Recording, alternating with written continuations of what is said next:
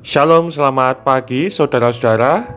Kita berjumpa kembali di dalam Renungan Pagi GKJ Kemuliaan di hari Kamis 24 Agustus 2023. Firman Tuhan pada pagi hari ini didasarkan pada surat Paulus yang pertama kepada jemaat di Korintus pasal 6 ayat 1 sampai dengan yang ke-11.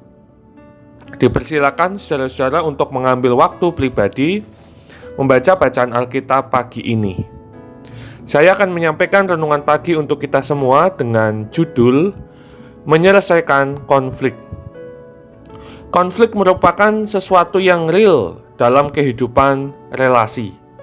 Jika suatu relasi tidak pernah berkonflik, bisa jadi relasi tersebut tidak pernah ada atau semu belaka.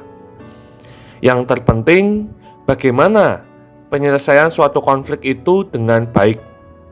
Konflik yang berkepanjangan bisa membawa dampak negatif, khususnya di dalam relasi persekutuan orang Kristen. Dalam suratnya kepada jemaat di Korintus, Paulus menyoroti konflik yang terjadi di jemaat tersebut. Paulus mendengar bahwa ada suatu konflik yang sampai harus diselesaikan di pengadilan. Tidak jelas bagi kita konflik itu apa, tetapi Paulus menyebut mengenai hal keadilan. Paulus sendiri memberi teguran mengapa jemaat di Korintus harus sampai menyelesaikan konflik di pengadilan atau bahasa masa kini meja hijau.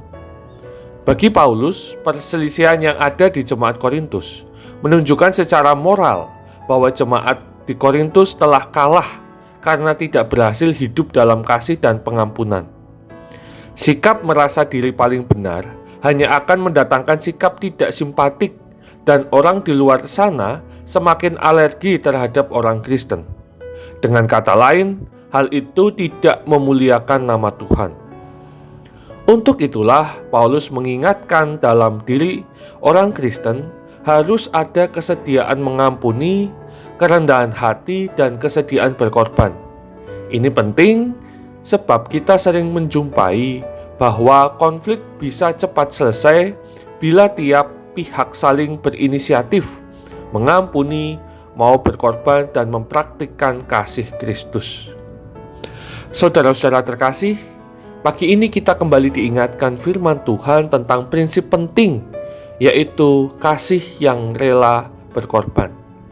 Sebagaimana Tuhan Yesus telah menunjukkan kasih itu di atas kayu salib, menebus dan mengampuni kita dari segala dosa-dosa kita, mari kita pun juga mempraktikkan kasih tersebut sebagaimana kita telah menerimanya dari Tuhan Yesus. Amin. Kita satu di dalam doa. Tuhan, kami menyadari bahwa keberadaan suatu konflik atau perselisihan di dalam relasi kami menunjukkan kami masih harus banyak belajar tentang kasih Kristus. Ampunilah kami jika kami belum dapat melakukan perintah kasih dari Tuhan.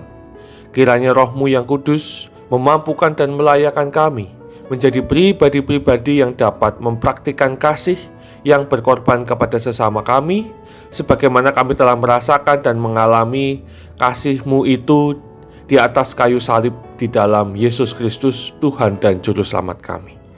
Terima kasih ya Allah, inilah doa kami yang kami alaskan di dalam Putra-Mu yang tunggal, Tuhan kami Yesus Kristus.